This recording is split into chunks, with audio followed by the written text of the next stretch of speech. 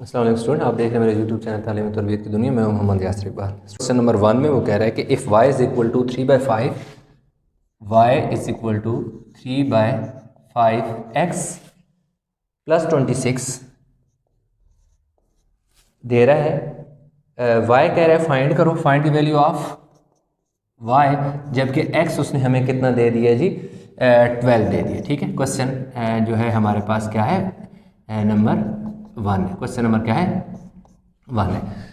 y is equal to 3/5 x plus 26 बहुत आसान सा क्वेश्चन है, सिंपल। हमने इसी ऊपर जो इक्वेशन उसने दे दी है ले लेनी है। 3/5 x की जगह उसकी वैल्यू पुट कर लेनी है जो कि 12 है और प्लस 26। अब हमने इसमें क्या किया कि जो x की उसने वैल्यू दी हुई थी 12 वो हमने इसमें पुट कर दी। x की जगह 3/5 और x की जगह उसकी वैल्यू पुट कर दी और 26 इसी तरह आ गया। अब हमारे पास ये y इसी तरह आ गया। अब क्योंकि 5 का टेबल 12 पे नहीं जाता, इसलिए ये दोनों आपस में मल्टीप्लाई हो जाएंगे। 3 जब 12 से मल्टीप्लाई होगा तो कितना हो जाएगा 36, नीचे 5 आ जाएगा प्लस 26 आ जाएगा। अब हमने क्या करना है कि 5 एलसीएम ले लेना है। अब इसके नीचे जो एलसीएम डिनोमिनेटर है वही हमारा एलसीएम है, इसलिए 36 हमारा इसी तरह आ जाएगा प्लस। अब इसके नीचे कोई नंबर नहीं, मतलब 1 है, जिसके नीचे कुछ नंबर ना हो एलसीएम उससे मल्टीप्लाई होता है। तो 26 को हमने क्या कर देना है 5 से मल्टीप्लाई कर देना है। तो y is equal to 36 plus, अब हम क्या कर लेते हैं जी 26 को मल्टीप्लाई कर लेते हैं 5 से। 26 मल्टीप्लाई बाय 5, तो ये हमारे पास आ गया जी 130 और नीचे हमारे पास क्या आ गया 5। अब इन दोनों को हमने इसमें क्या कर लेना है 36 ऐड कर लेते हैं 36, तो 130 प्लस 36, ठीक है, हमारे पास 166 आ जाएगा। तो y is equal to 166 over 5 आ गया। अब हमने इन्हें क्या करना है डिवाइड करना है। ठीक है, अब देखो y is equal to 166 divide by 5 आ गया। तो 166 को अब डिवाइड कर लो जी 5 से। 5 3 ज़र 15, 6 में से 5 गया 1, ऊपर से क्या होता है 6, 5 3 ज़र 15, पीछे क्या बचा 1। तो हमारे पास y की वैल्यू क्या आ जाएगी 33 1/5।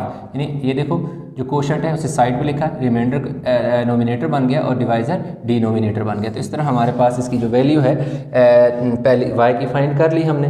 अब इसका क्वेश्चन नंबर जो 2 है, ठीक है, क्वेश्चन नंबर 1 कंप्लीट हो गया। अब 2 में कह रहा है कि if a is equal to y² minus XZ divided by 5 find value of a कह रहा है कि आप फाइंड करके दो मुझे, जबकि x कह रहा है वो आपको मैं दे रहा हूँ जी 2 और y जो है वो कह रहा है -1 है और z जो है वो हमारे पास क्या है जी -3 है। यानी y की वैल्यू उसने 1 दे दी और x की जो वैल्यू है x की 2, y की -1, z की वैल्यू -3। तो सिंपल हमने क्या करना है a फाइंड करना है। a को आप इसी तरह लिख दो, आगे y की जगह y की वैल्यू पुट करो -1। अब y के ऊपर स्केयर है तो y की वैल्यू के ऊपर भी स्केयर आ जाएगा माइनस, आगे क्या x है, x की जगह क्या लिखो 2 और आगे क्या है z की जगह क्या लिखो -3। y की जगह y की वैल्यू y के ऊपर स्केयर था, y की वैल्यू के ऊपर स्केयर आ गया, ये वाला माइनस देखो यहीं पर आ गया। आगे देखो x है, x की जगह हमने 2 पुट कर दिया, आगे देखो z है, z की जगह हमने 3 पुट कर दिया। ठीक हो गया, नीचे क्या है 5 इसी तरह हमारे पास आ जाएगा। a इज इक्वल टू अब +1 हो जाएगा। अब +1 क्यों हुआ, जब भी इस चीज़ का आपने ध्यान देना है, जब भी साइन माइनस का हो और ब्रैकेट के अंदर और बाहर क्या हो इवन पावर हो तो अंदर वाला साइन क्या हो जाता है प्लस हो जाता है। अब ये वाला जो माइनस है, ये वाला माइनस, ये दोनों माइनस आपस में मल्टीप्लाई होकर प्लस हो जाएंगे। 2 3 ज़र 6 हो जाएगा और नीचे क्या आ जाएगा 5। अब 6 + 1 हमारे पास क्या हो गया 7 हो गया। तो a is equal to 7 over 5। ठीक हो गया जी। अब हम 7 और 5 है तो उसे हमें डिवाइड करना पड़ेगा क्योंकि इम्प्रॉपर फ्रैक्शन है। 7 को डिवाइड करो 5 से, 5 1 ज़र 5, पीछे क्या बचेगा 2।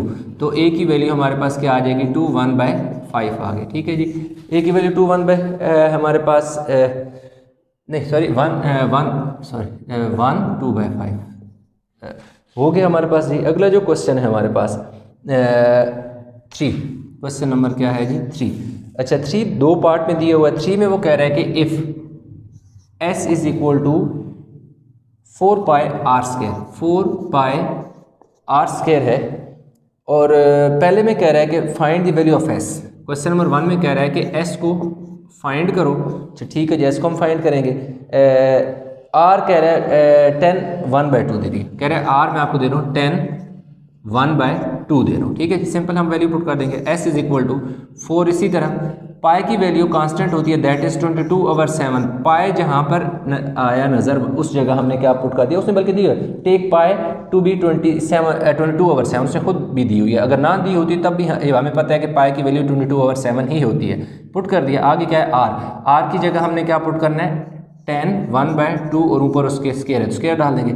एस इज इक्वल टू, अब इन दोनों को मल्टीप्लाई करो, 4 2 8, 4 2 8 यानी 22 के साथ जब 4 मल्टीप्लाई हुआ तो 88 हो गया, नीचे आ गया 7।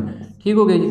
इसके साथ अब पहले ने थोड़ा सिंप्लीफाई करेंगे। 2 को 10 से मल्टीप्लाई करना है, 2 10 20, 20 + 1 21/2 और ऊपर क्या आ गया होल स्केयर।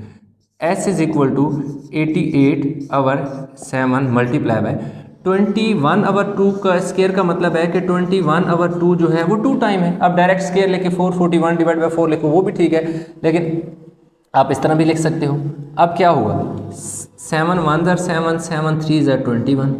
ठीक हो गया। अब 2 के 2 1 2 2 4 8 2 4 8 कैंसिल हो गया, यानी 2 का टेबल 88 पे 44 टाइम जाएगा। हमारे पास एक और भी 2 नीचे है, अब इसको भी हम कैंसिल कर देते हैं। 2 1 2 44 का जो 2 2 2 यानी 2 2 4 2 2 4। अब नीचे जो डिनोमिनेटर हैं वो सारे 1 1 आ गए, यानी ख़त्म हो गए।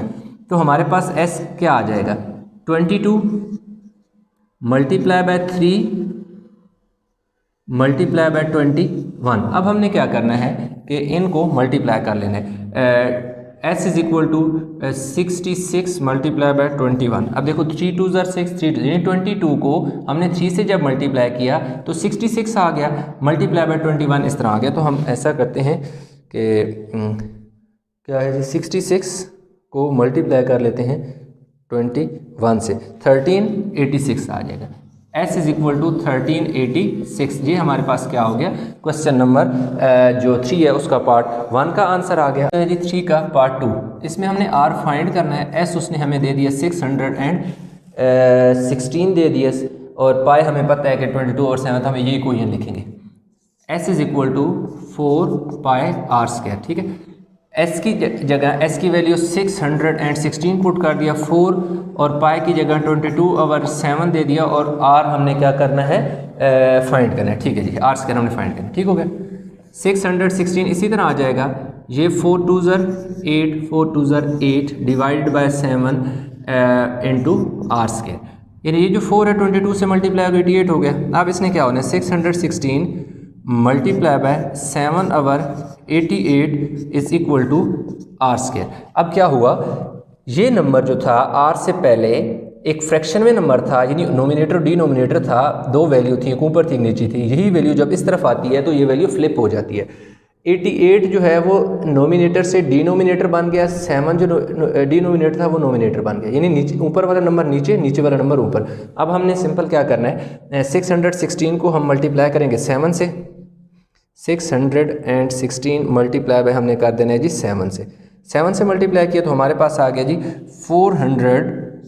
4312 divide by 88 is equal to R square. ठीक हो गया जी। तो R square is equal to हमारे पास कितना आ जाएगा जी, हम इनको डिवाइड कर लेते हैं, डिवाइडेड बाय 88 कर लेते हैं। जब इसे हमने डिवाइडेड बाय 88 किया तो हमारे पास कितना आ गया जी 49। अब taking square root on both side, taking square root on both side. अब देखो हमने आर के ऊपर भी स्क्वायर रूट ले लो, 49 के ऊपर भी स्क्वायर रूट है, ये कैंसिल हो गया तो आर इज इक्वल टू हमारे पास क्या आ गया। अच्छा, क्वेश्चन नंबर 4 जो है उसमें वो कहते थे formula for finding the area of a triangle is given by A is equal to half B H. Formula वो कह रहा है कि एरिया को फाइंड करने के लिए हाफ बी एच, किसकी फार्मूला की बात करता है जी, find the area of triangle. लाजिम बात है एरिया ऑफ ट्राइंगल का फार्मूला क्या होता है, area is equal to 1/2 base multiply by height होता है, तो उसने हमें दे दिया। कह रहे where b and h represent base and height, आगे वो बता रहा है ऑफ अ ट्राइंगल रिस्पेक्टिवली। अब पहले वाला जो क्वेश्चन है, क्वेश्चन नंबर 1 है इसका, उसमें वो हमें कुछ वैल्यू दे रहा है, बी और एच दोनों की वैल्यू दे रहा है। कह रहा है बी आपके पास 20 है, एच आपके पास जो है सेंटीमीटर, और एच कितना दे रहा है जी 45 सेंटीमीटर। यानी उसने हमें जो बेस है वो उसने हमें दे दिया जी 20 सेंटीमीटर और एच दे दिया 45 सेंटीमीटर। एरिया कह रहा है कि जो है एरिया को आप फाइंड कर दो, फार्मूला लगा देंगे जी, a is equal to 1/2 b h, तो area is equal to 1/2 b की वैल्यू कितनी है जी 20 centimetre multiply by 45 centimetre, 2 10s are 20, a is equal to 10 centimetre multiply by 45 centimetre, तो ए जो है वो हमारे पास 45 10s are 450 सेंटीमीटर स्क्वायर। अब देखो एरिया के साथ हमेशा जो यूनिट दिया होता है वो स्क्वायर में आता है। कैसे? एक ये वाला सेंटीमीटर, एक ये वाला सेंटीमीटर, जब ये वाला सेंटीमीटर इस वाले सेंटीमीटर से मल्टीप्लाई होगा तो सेंटीमीटर स्क्वायर हो जाएगा। तो 450 सेंटीमीटर स्क्वायर हमारे पास ये है, इसका आंसर आ गया। अब इसका पार्ट 2 जो है, अब पार्ट 2 में वो कह रहा है कि एरिया जो है वो एरिया कह रहा है 30 सेंटीमीटर स्क्वायर में आपको दे रहा हूँ। कह रहा है बेस जो है that is B is equal to 10 दे रहा हूँ, 10 सेंटीमीटर दे रहा हूँ। तो क्या फाइंड करें जी? हाइट जो है, हाइट एच जो है वो फाइंड करें। अगेन फार्मूला लगा देंगे, a is equal to 1/2 b h आ जाएगा।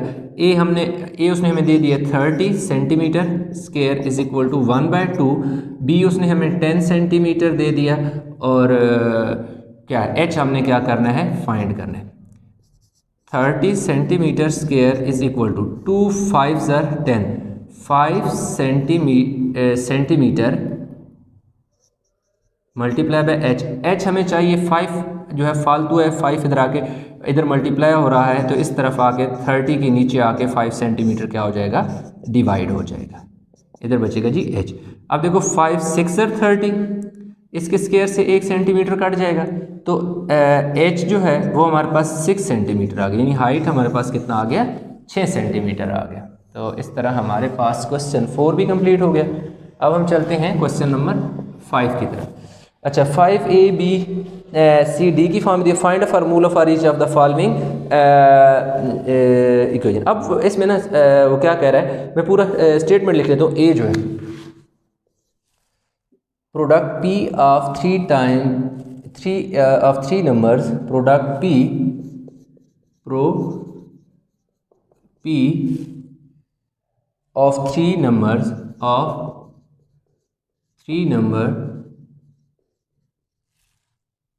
numbers x, y and z, x, y and z। Simple सी बात है, प्रोडक्ट की बात करता है P इज इक्वल टू कितना आ जाएगा x, y, z आ जाएगा। ठीक है जी, x, y, z आ जाएगा।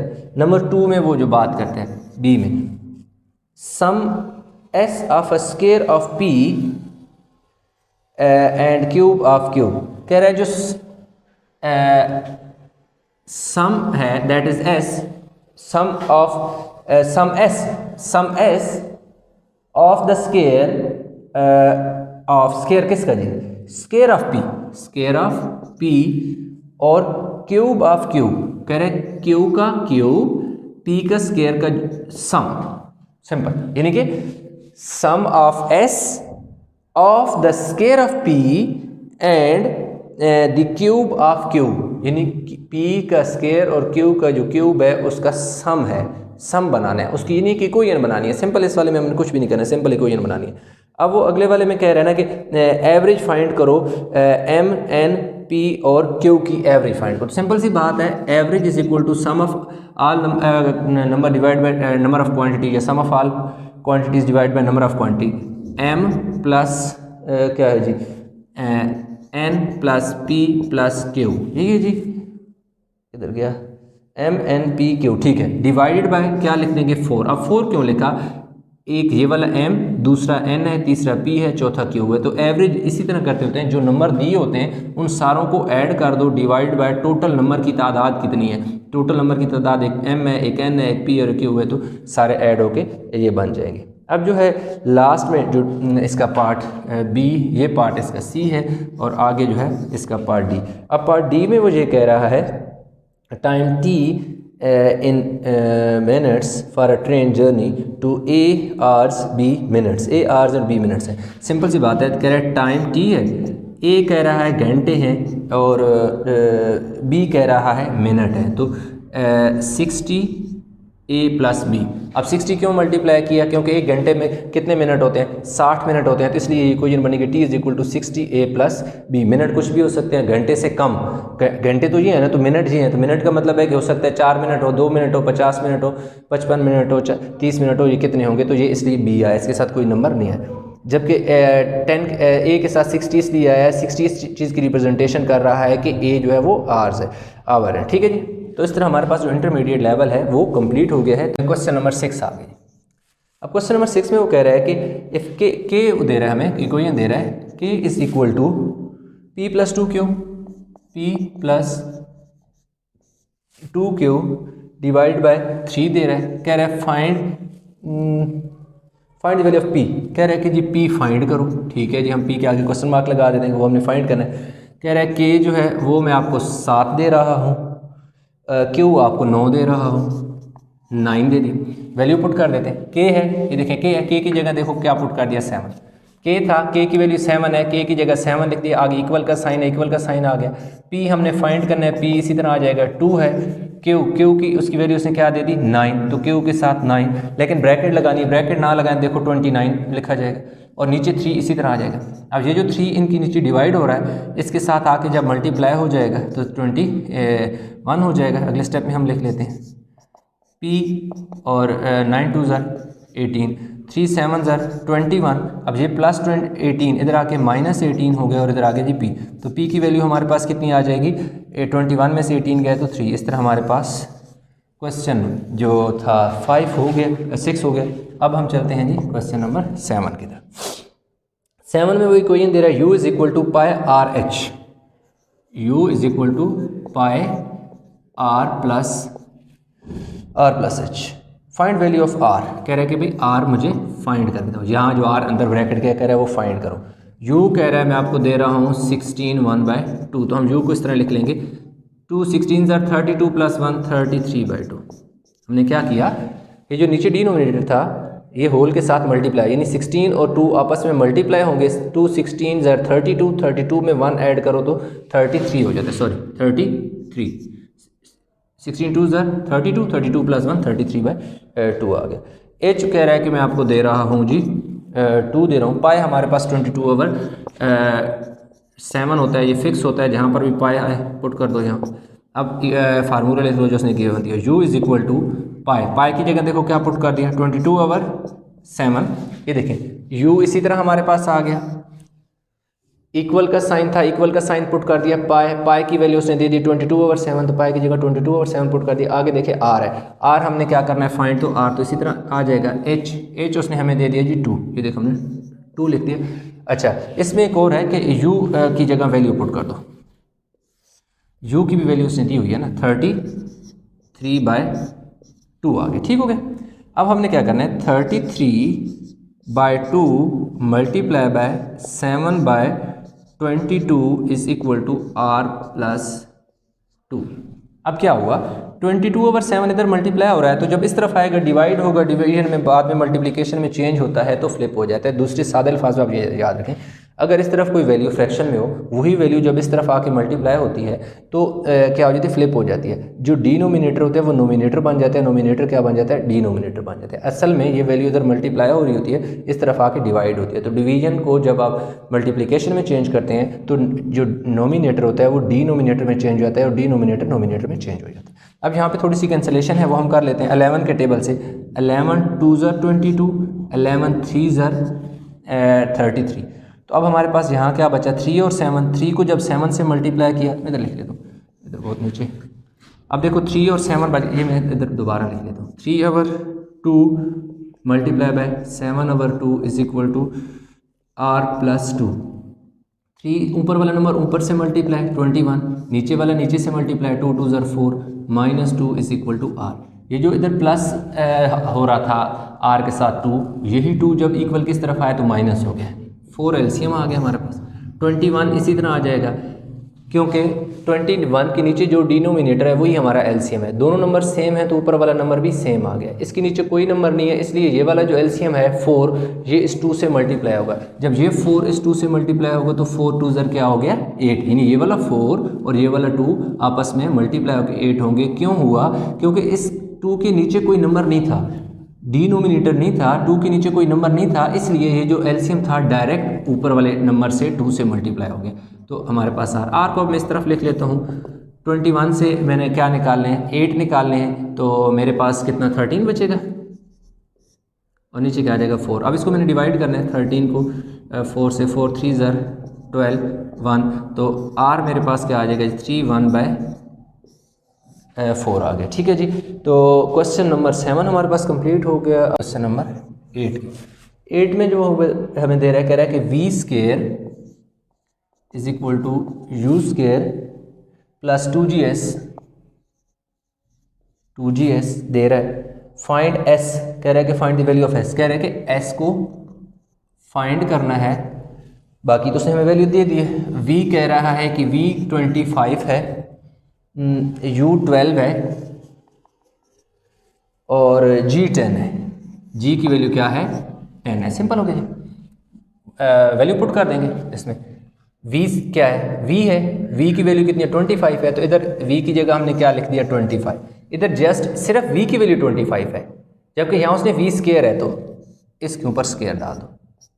देखें v की जगह जब v की हमने वैल्यू 25 पुट की, ये देखें v की जगह 25 लिखा, इसके ऊपर स्केयर इसलिए डाला क्योंकि ये जस्ट v की वैल्यू, ये सिर्फ अकेले v की वैल्यू है, जबकि यहाँ v स्केयर की फॉर्म में दिया है, इसलिए 25 के ऊपर स्केयर आएगा। आगे u है, u अगेन यहाँ पर u का स्केयर है, यहाँ पे u की वैल्यू 12 है तो 12 का स्केयर आएगा। क्यों स्केयर आएगा कि यहाँ पर तो सिर्फ 12 जो है वो u की वैल्यू है, u स्केयर की वैल्यू नहीं है, इसलिए हम क्या करेंगे इसकी वैल्यू के ऊपर स्केयर डाल देंगे। आगे 2 g हमारे पास 10 है, देखो 2 इसी तरह आ गया, g की जगह 10 आ गया क्योंकि g की वैल्यू इसने 10 दी हुई है। s हमने फाइंड करना है, s इसी तरह आ गया। ठीक हो गया।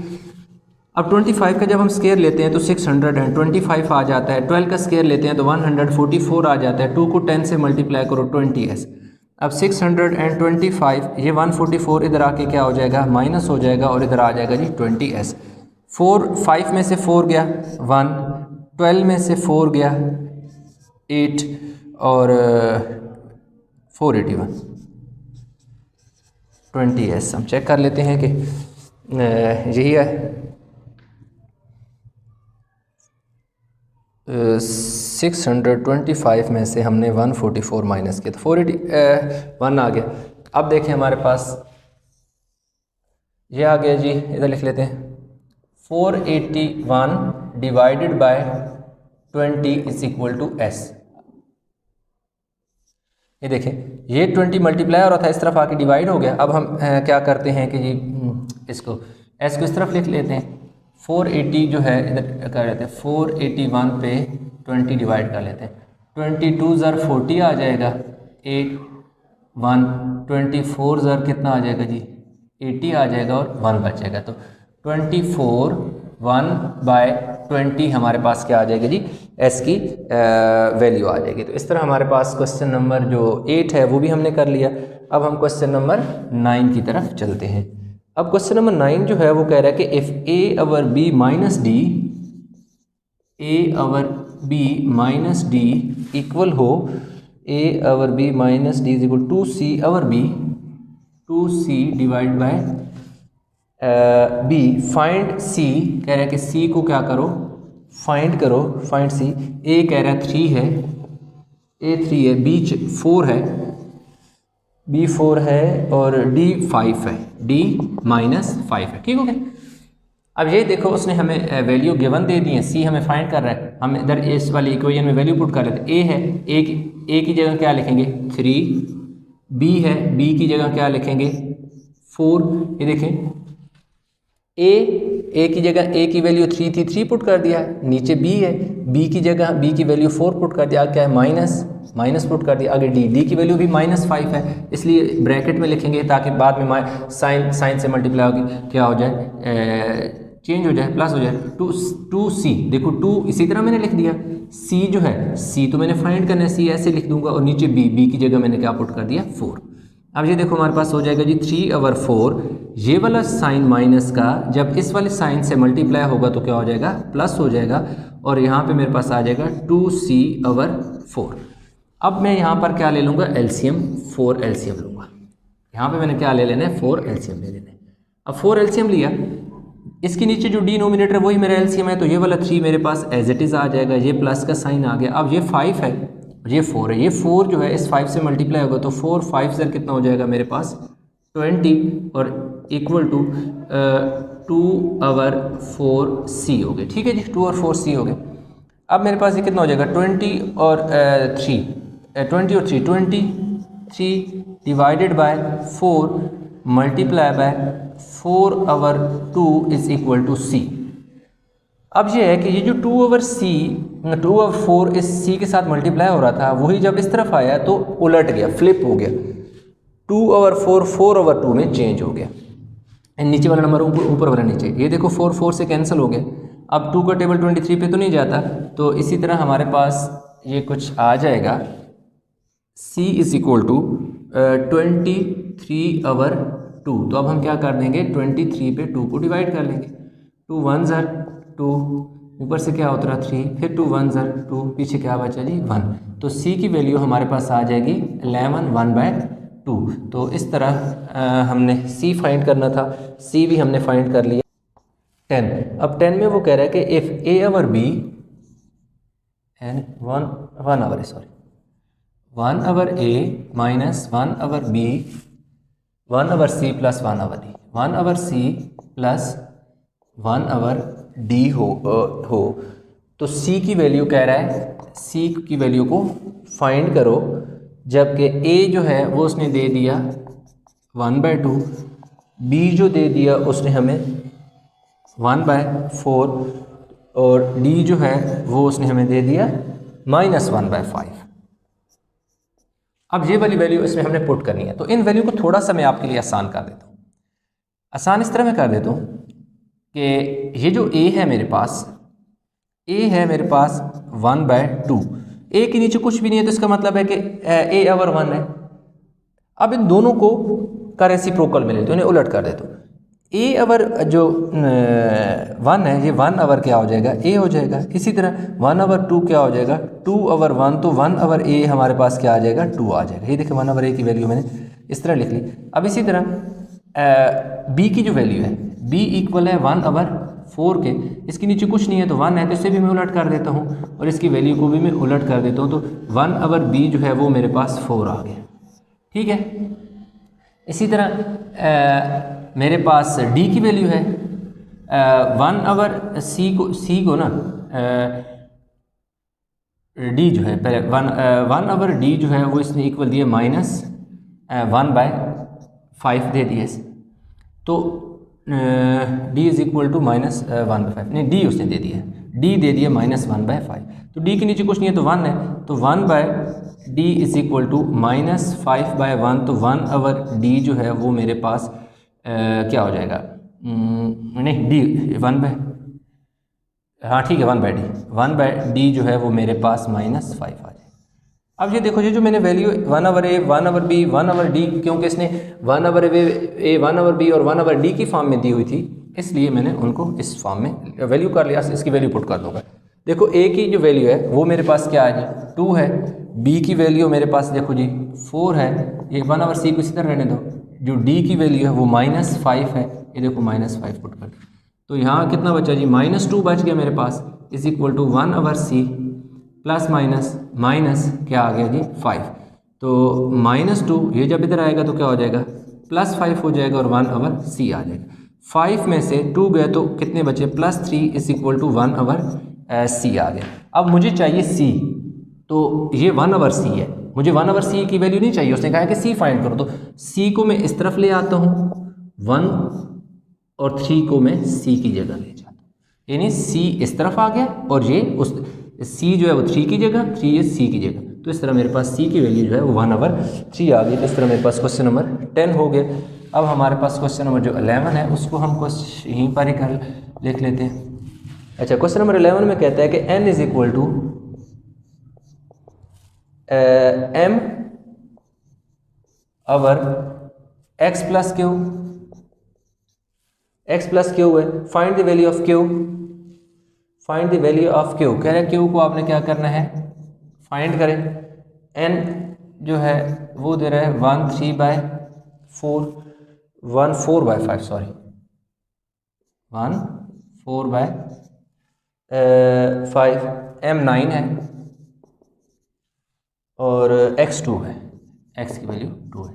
अब लिखें जी कोई ये वाली, इसकी जगह थोड़ा सा n को मैं सिंप्लीफाई कर लेता हूँ, बल्कि n की जगह n की वैल्यू पुट करता हूँ। ये n है, n की जगह 14/5 इज इक्वल टू m की जगह मैं क्या पुट करूँगा 9, और x की जगह देखो m की जगह मैंने 9 पुट कर दिया, क्या x की जगह मेरे पास 2 है और क्या क्यू मैंने क्या करना है, फाइंड करना है। अब इस ये जो नीचे नंबर है ये साइड वाले से मल्टीप्लाई होगा, तो 5 1 ज़र 5, 5 प्लस 4 9/5। अब ये देखो जो 5 है नीचे वाला नंबर है साइड वाले से मल्टीप्लाई हुआ और मल्टीप्लाई होने के बाद उस ऊपर वाले नंबर में ऐड हो गया। तो 5 को जब हमने 1 से मल्टीप्लाई किया तो 5 1 ज़र 5, 5 plus 4 9 is equal to 9/2 plus q. अब देखिए आपने क्रॉस मल्टीप्लिकेशन करनी है। क्रॉस इस तरह करनी है कि ये जो 9 है ये मल्टीप्लाई हो जाएगा 2 प्लस क्यू, और ये जो 9 है मल्टीप्लाई हो जाएगा इससे 5, यानी ये हुआ, ये क्रॉस मल्टीप्लिकेशन हो गई। ये जो था 2 क्यू 9 के साथ मल्टीप्लाई होगा और 5 जो है ये 9 से। अब ये जो 9 है इसके साथ अंदर मल्टीप्लाई करने से बेहतर है कि आप उस तरफ जाके, ये मल्टीप्लाई हो रहा है ना, तो 9 मल्टीप्लाई बाय 5, तो ये जो नंबर है इस तरफ मल्टीप्लाई हो रहा है तो उस तरफ जाके डिवाइड हो गया। जब डिवाइड हुआ तो ये वाला इससे क्या हो गया, साथ ही कैंसिल हो गया, यानी 2 प्लस क्यू के साथ ये 9 मल्टीप्लाई हो रहा था, जब इस तरफ गया इनके नीचे जाके डिवाइड हो गया, साथ ही कैंसिल हो गए। तो अब हमारे पास क्या हो गया, 2 plus q is equal to, ये देखो 9 9 से काट गया, 5 बच गया।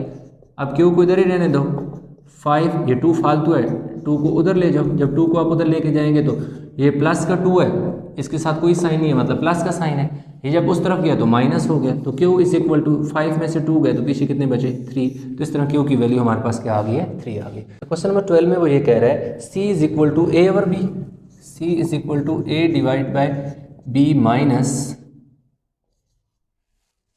a divide b minus d minus e over f minus d, और फाइंड f कह रहा है कि f को क्या करो जी, फाइंड करना है, f को फाइंड करना है when a is equal to 3। कह रहा है a की वैल्यू 3 है, b की वैल्यू 4 है, b is equal to 4, c is equal to -6, c is equal to -6, d -5, d -5 e2। ये देखो f फाइंड करना है, बाकी सारी जो उसने वैल्यू अल्फ़ाबेट थे उन सब की वैल्यू दे दी, तो सिंपल 1 बाय 1 हम पुट कर जाएंगे। c है, c की जगह देखो कितना दे दिया 6, तो c की जगह मैंने देखो -6 लिख दिया। आगे इक्वल का साइन है, मैंने इक्वल का साइन डाल दिया। a की जगह देखो 3 पुट कर दिया, पुट कर देंगे क्योंकि a की वैल्यू 3 है। नीचे b है, b की उसने वैल्यू 4 दी है, ये देखो b है, b की वैल्यू देखो हमारे पास 4 है, 4 पुट कर दिया। आगे माइनस का साइन है, मैं माइनस का साइन डाल। d है, d की वैल्यू क्या है जी हमारे पास -5 है, d की जगह -5। आगे क्या है, माइनस का साइन है, मैंने माइनस का साइन लगाया।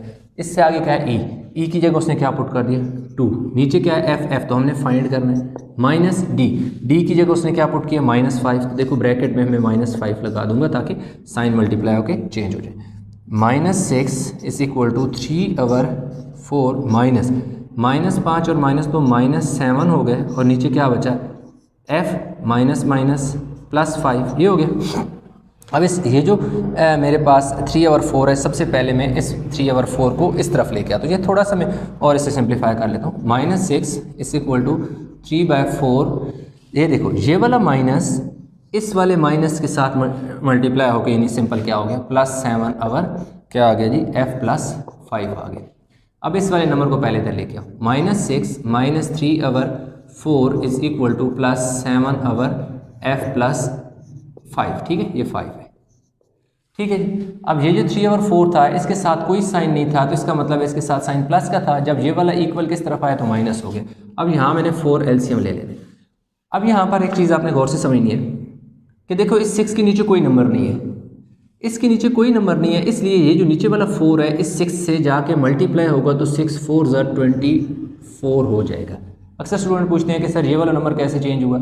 आपने ये देखना है, अगर किसी नंबर के नीचे कोई डिनोमिनेटर नहीं होता तो मतलब उसके नीचे 1 होता है, तो आप सिर्फ ये फिलहाल सोचें कि उसके नीचे कोई नंबर नहीं है। जिस नंबर के नीचे कोई नंबर नहीं होता उसके साथ ये जो नीचे एलसीएम होता है वो उस नंबर के साथ जाके मल्टीप्लाई होता है। अब क्योंकि इस 6 के नीचे कोई नंबर नहीं था इसलिए ये जो 4 है, ये 4 इस 6 के साथ जब मल्टीप्लाई हुआ तो 4 6 ज़र 24 हो गया।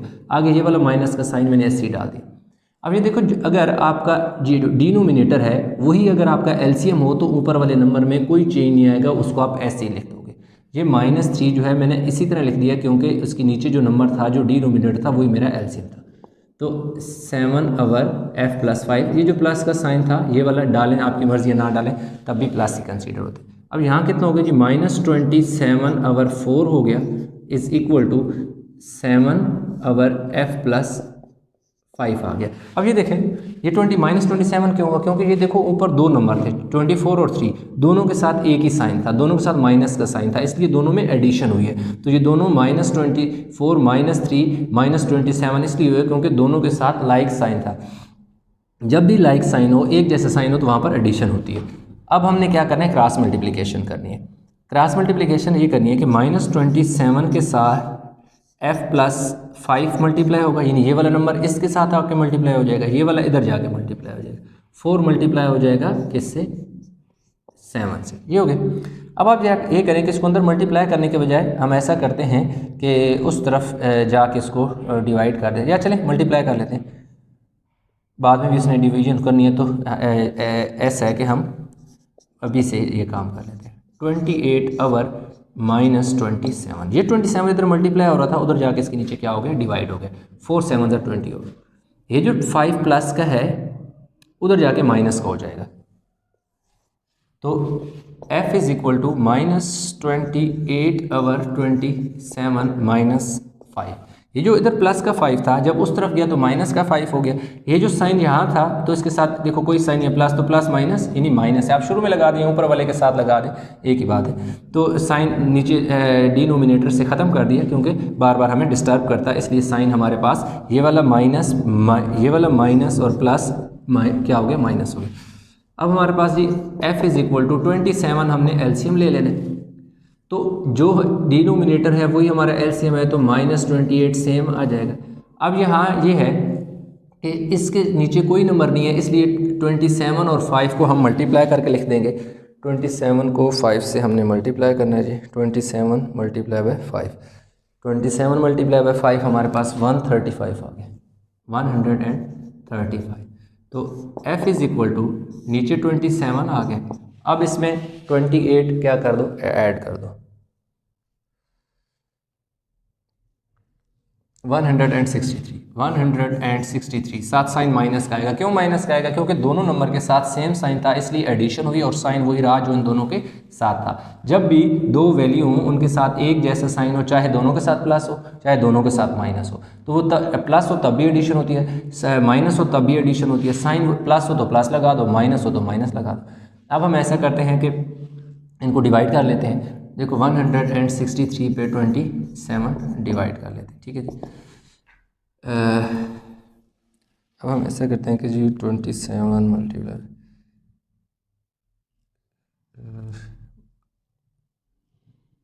ठीक है, अगर 27 को 6 टाइम मल्टीप्लाई करो तो 162 आ जाता है। पीछे क्या बचता है 1, तो हमारे पास f की जो वैल्यू है वो माइनस का साइन, इसी तरह ये वाला माइनस का साइन लगा दो, 6 1/27। तो इस तरह हमारे पास ये जो ऊपर कोशंट होता है वो होल बन जाता है, जो रिमाइंडर होता है वो नोमिनेटर और डिवाइजर जो डिनोमिनेटर। तो इस तरह हमारे पास क्वेश्चन नंबर जो है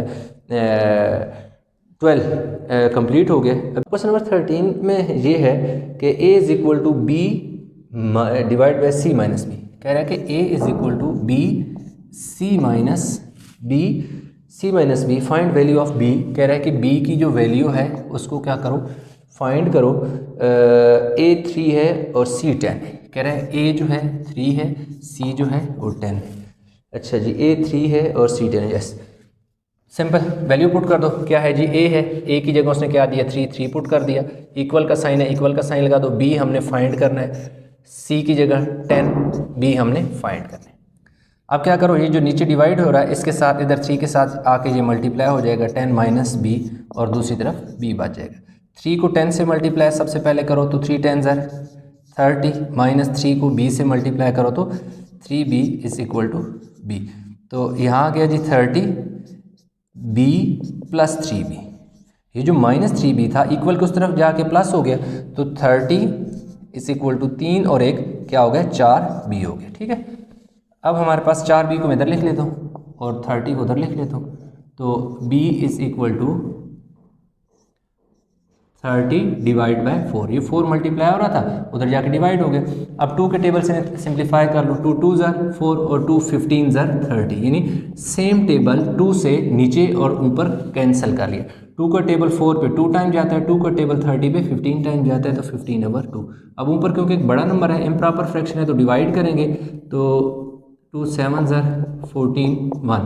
तो b की जो वैल्यू है वो हमारे पास 7 1/2 आ जाएगी।